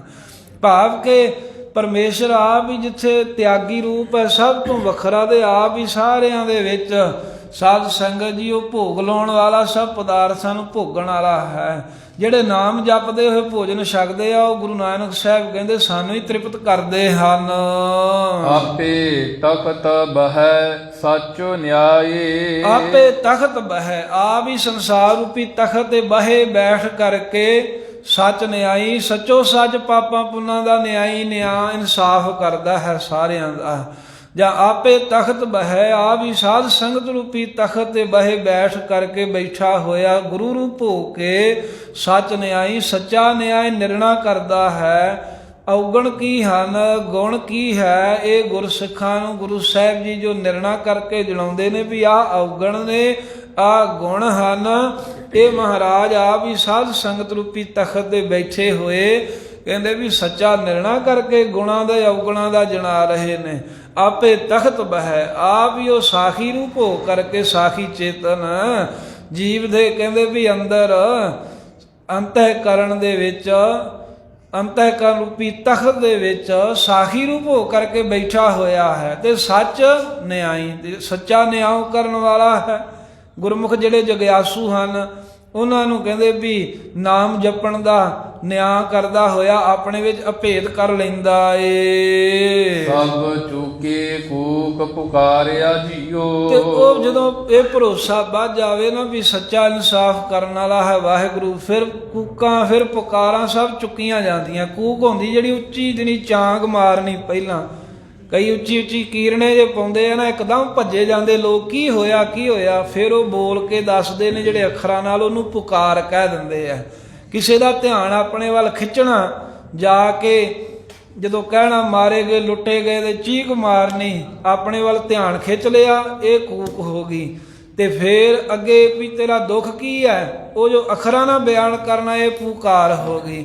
ਮਹਾਰਾਜ ਸਾਹਿਬ ਕਹਿੰਦੇ ਐਵੇਂ ਚਾਂਗਾ ਮਾਰਨੀਆਂ, ਐਵੇਂ ਪੁਕਾਰਾਂ ਮਾਰਨੀਆਂ ਸਭ ਚੁੱਕੀਆਂ ਗਈਆਂ ਹਨ, ਖਤਮ ਹੋ ਗਈਆਂ ਹਨ ਉਹਨਾਂ ਦੀਆਂ ਜੀ। ਜਿਹਾ ਡਿਠਾ ਮੈਂ ਦੇਹੋ ਕਹਿਆ। ਫਿਰ ਧੰਨ ਗੁਰੂ ਅਰਜਨ ਦੇਵ ਸਾਹਿਬ ਸੱਚੇ ਪਾਤਸ਼ਾਹ ਜੀ ਕਹਿੰਦੇ ਨੇ, ਭਾਈ ਇਹ ਅਸੀਂ ਜੋ ਤੁਹਾਨੂੰ ਦੱਸ ਰਹੇ ਆ ਨਾ, ਇਹ ਅਸੀਂ ਸੁਣਿਆ ਸੁਣਾਇਆ ਨਹੀਂ ਦੱਸ ਰਹੇ, ਵੀ ਜਿਹੜਾ ਰੱਬ ਦੇ ਨਾਮ ਦਾ ਅੰਦਰ ਅਜੱਪਾ ਜਾਪ ਚੱਲਦਾ ਹੈ, ਜੋ ਆਨੰਦ ਆਉਂਦਾ ਏ, ਬਿਰਤੀ ਰੱਜ ਜਾਂਦੀ ਹੈ, ਬਿਰਤੀ ਵਾਹਿਗੁਰੂ ਦੇ ਚਰਨਾਂ 'ਚ ਠਹਿਰ ਜਾਂਦੀ ਹੈ। ਇਹ ਜਿਹੜੇ ਬਚਨ ਨੇ ਪੰਜਵੇਂ ਪਾਤਸ਼ਾਹ ਕਹਿੰਦੇ ਇਹ ਨਹੀਂ ਆ ਵੀ ਕਿਸੇ ਕੋ ਸੁਣ ਲਿਆ ਤੇ ਅੱਗੇ ਅਸੀਂ ਉਹ ਸੁਣੀ ਹੋਈ ਚੀਜ਼ ਲਿਖ ਕੇ ਦੇਤੀ। ਬਹੁਤਾ ਅਸੀਂ ਇਦਾਂ ਹੀ ਕਰਦੇ ਆ ਨਾ, ਅੱਜ ਕੱਲ੍ਹ ਸਭ ਕੁਝ ਇਦਾਂ ਹੀ ਤੇ ਚੱਲਦਾ, ਸੁਣ ਪੜ੍ਹ ਕੇ ਕੰਮ ਚੱਲਦੇ ਨੇ ਸਾਰੇ, ਹਰ ਤਰ੍ਹਾਂ ਦੀ ਵਿਦਿਆ ਦੇ, ਉਹ ਭਾਵੇਂ ਅਧਿਆਤਮਕ ਹੈ ਭਾਵੇਂ ਸੰਸਾਰਕ ਹੈ। ਉਹ ਪਹਿਲੇ ਕੋਈ ਕਮਾਈ ਕਰ ਗਏ ਆ, ਬਾਕੀ ਸਾਰੇ ਪੜ੍ਹ ਸੁਣ ਕੇ ਹੀ ਕਰਦੇ ਆ ਨਾ। ਹੁਣ ਉਹ ਕਿਤੇ ਕਿਸੇ ਨੇ ਕੁਝ ਪੜ੍ਹ ਲਿਆ, ਕਿਸੇ ਨੇ 10 ਕਿਤਾਬਾਂ ਵੱਧ ਪੜ੍ਹ ਲਈਆਂ, ਕੋਈ ਗੁਰੂ ਸਾਹਿਬ ਦੀ ਹੁਣ ਬਾਣੀ ਦੀ ਕਥਾ ਵਿਆਖਿਆ ਕਰਦੇ ਆ, ਕੀਰਤਨ ਕਰਦੇ ਆ, ਪ੍ਰਚਾਰ ਕਰਦੇ ਪ੍ਰਚਾਰਕ, ਉਹ ਸਾਰਾ ਕੁਝ ਜਿਵੇਂ ਕੋਈ ਆਪਣਾ ਅਨੁਭਵ ਤਾਂ ਕਰੋੜਾਂ 'ਚੋਂ ਇੱਕ ਅੱਧੇ ਗੁਰਮੁਖ ਦਾ ਹੀ ਹੁੰਦਾ, ਬਾਕੀ ਤਾਂ ਸਾਰੇ ਕਿਤਾਬਾਂ ਪੜ੍ਹ ਕੇ, ਸਟੀਕ ਪੜ੍ਹ ਕੇ ਜਾਂ ਕਿਸੇ ਕੋਲ ਸੁਣ ਕੇ ਐਵੇਂ ਹੀ ਚੱਲਦਾ। ਵੀ ਕਈ ਵਾਰ ਸਾਨੂੰ ਲੱਗਦਾ ਵੀ ਫਲਾਨਾ ਬਹੁਤ ਹੈ ਜੀ, ਇਹ ਤਾਂ ਬਹੁਤ ਪ੍ਰਮਾਣ ਦੇ, ਤੇ ਪੜ੍ਹੀ ਜਾਓ ਦੇਈ ਜਾਓ, ਆਪਣਾ ਅਨੁਭਵ ਆਪਣਾ ਆਨੰਦ ਤਾਂ ਵਿਰਲੇ ਕਿਸੇ ਨੂੰ ਆਉਂਦਾ। ਪਰ ਪੰਜਵੇਂ ਪਾਤਸ਼ਾਹ ਕਹਿੰਦੇ ਵੀ ਇਹ ਆਪਣੇ ਹਿਸਾਬ ਨਾਲ ਨਾ ਸੋਚੇ, ਕਿਉਂਕਿ ਅਸੀਂ ਆਪਣੇ ਹਿਸਾਬ ਨਾਲ ਸੋਚਣ ਲੱਗ ਪੈਂਦੇ ਆ ਵੀ ਮੈਂ ਇੰਨੀ ਪੜ੍ਹਾਈ ਕੀਤੀ ਹੋਊ, ਫਿਰ ਮੈਂ ਯਾਦ ਕੀਤਾ, ਉਹ ਫਲਾਣੇ ਕੋ ਗੱਲ ਸੁਣੀ, ਆਪਣੇ ਹਿਸਾਬ ਨਾਲ ਕਈ ਹੋ ਸਕਦਾ ਮਹਾਰਾਜ ਨੇ ਵੀ ਇੱਦਾਂ ਕਹੀ ਹੋਵੇ। ਪਰ ਧੰਨ ਗੁਰੂ ਅਰਜਨ ਦੇਵ ਸਾਹਿਬ ਜੀ ਕਹਿੰਦੇ ਜਿਹਾ ਡਿਠਾ, ਕਹਿੰਦੇ ਪਹਿਲਾਂ ਜਿਹੋ ਜਿਹਾ ਮੈਂ ਵਾਹਿਗੁਰੂ ਦੇ ਸਰੂਪ ਨੂੰ ਵੇਖਿਆ ਹੈ, ਜਿਹੋ ਜਿਹਾ ਉਸ ਵਾਹਿਗੁਰੂ ਦੇ ਕਹਿੰਦੇ ਵੀ ਅਸੀਂ ਆਨੰਦ ਦੇ ਤਾਈਂ ਮਾਨਣਾ ਕੀਤਾ ਹੈ ਨਾ, ਪਹਿਲਾਂ ਜਿਹੋ ਜਿਹਾ ਸਾਨੂੰ ਅਨੁਭਵ ਹੋਇਆ ਹੈ ਪਰਮੇਸ਼ਰ ਦਾ, ਸਾਰਿਆਂ 'ਚ ਜਿਵੇਂ ਉਹਦੀ ਜੋਤ ਪਹਿਲਾਂ ਸਾਨੂੰ ਦਿਖੀ ਹੈ, ਭਾਵੇਂ ਰਾਜਿਆਂ ਵਿੱਚ ਭਾਵੇਂ ਗਰੀਬਾਂ ਵਿੱਚ, ਸਭ ਦੇ ਵਿੱਚ ਵਾਹਿਗੁਰੂ ਨੂੰ ਅਸੀਂ ਜਦੋਂ ਵਸਦਾ ਵੇਖਿਆ, ਜਿਹਾ ਡਿਠਾ ਮੈਂ ਤੇਹੋ ਕਹਿਆ, ਕਹਿੰਦੇ ਵੀ ਅਸੀਂ ਉਹੋ ਜਿਹਾ ਹੀ ਕਹਿਣਾ ਕੀਤਾ ਹੈ ਆਪ ਜੀ ਦੇ ਤਾਈਂ, ਉਹੋ ਹੀ ਤੁਹਾਨੂੰ ਅਸੀਂ ਦੱਸ ਰਹੇ ਹਾਂ। ਤਿਸ ਰਸ ਆਇਆ ਜਿਨ ਭੇਦ ਲਹਿਆ। ਤੇ ਪਾਤਸ਼ਾਹ ਜੀ ਕਹਿੰਦੇ ਵੀ ਅਸੀਂ ਉਹੋ ਹੀ ਆਨੰਦ ਜੋ ਵੇਖਿਆ, ਜੋ ਮਾਣਿਆ, ਕਹਿ ਦਿੱਤਾ ਹੈ। ਜੇ ਕੋਈ ਆਖੇ ਮਹਾਰਾਜ ਸਾਨੂੰ ਵਿਖਾ ਵੀ ਦੇਵੋ, ਕਹਿੰਦੇ ਵੀ ਤੁਹਾਨੂੰ ਦੱਸ ਤਾਂ ਦਿੱਤਾ ਵੀ ਨਾਮ ਜਪਿਆ ਆਨੰਦ ਆਉਂਦਾ, ਪਰ ਇਹ ਦੱਸਿਆ ਨਹੀਂ ਗੱਲ ਬਣਨੀ ਕੱਲੀ। ਤਿਸ ਰਸ ਆਇਆ, ਇਹ ਰਸ ਉਸੇ ਨੂੰ ਆ ਕੇ ਪ੍ਰਾਪਤ ਹੋਇਆ ਹੈ, ਵਾਹਿਗੁਰੂ ਦੀ ਪ੍ਰਾਪਤੀ ਦਾ ਆਨੰਦ ਕਿਹਨੂੰ ਮਹਾਰਾਜ ਪ੍ਰਾਪਤ ਹੋਇਆ ਹੈ।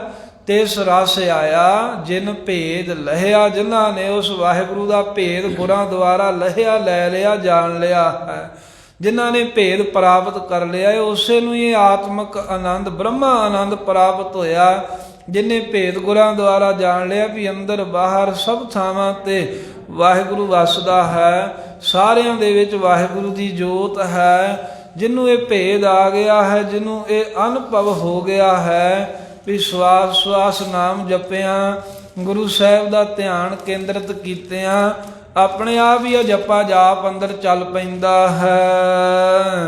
ਜੋਤੀ ਜੋਤ ਮਿਲੀ ਸੁਖ ਪਾਇਆ। ਆ ਜੋਤੀ ਪ੍ਰਕਾਸ਼ ਰੂਪ ਵਾਹਿਗੁਰੂ ਹੈ, ਜਿਨ੍ਹਾਂ ਨੂੰ ਰਸ ਆ ਗਿਆ ਨਾ, ਉਹ ਜੋਤੀ ਸਰੂਪ ਜਿਹੜਾ ਪਰਮੇਸ਼ਰ ਹੈ, ਸਭ ਨੂੰ ਪ੍ਰਕਾਸ਼ਣ ਵਾਲਾ ਜੋਤ ਮਿਲੀ।